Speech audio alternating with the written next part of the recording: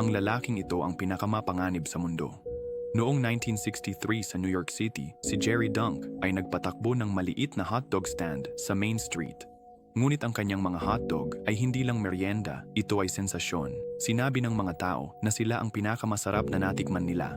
Walang nakakaalam kung ano ang ginawa nilang mabuti. Ang sikretong recipe ni Jerry ay isang misteryong binabantayang mabuti. Nakapila ang mga pamilya sa kanyang kinatatayuan. Palaging binabati sila ni Jerry ng isang matamis na ngiti at isang palakaibigang saloobin. Makikipag-chat siya sa mga tatay, makipag-usap tungkol sa sports o pangingisda. Marami sa mga ama ang nagsabi, babalik lang ako kay Jerry para sa isa pang hotdog at umalis na may ngiti. Pero hindi na sila umuwi. Nagsimula ng investigasyon ng pulisya. Sa una, si Jerry ay todong ngiti, mapaglaro, matulungin, na nagsasabing, "I'm just a guy with a grill." Ngunit nang mas maraming lalaki ang nawawala, hinalughog ng mga pulis ang kanyang bahay. Nakakakilabot ang nahanap nila. Sa basement ni Jerry, sa likod ng nakalock na pintong bakal, may full-size na basketball court. Ngunit hindi iyon ang nakakatakot. Sa kabilang dulo ng silid ay nakatayo ang napakalaking incinerator na pang-industriya. Ang mga dingding nito ay itim sa uling. Sa tabi nito, tambak-tambak na damit panglalaki.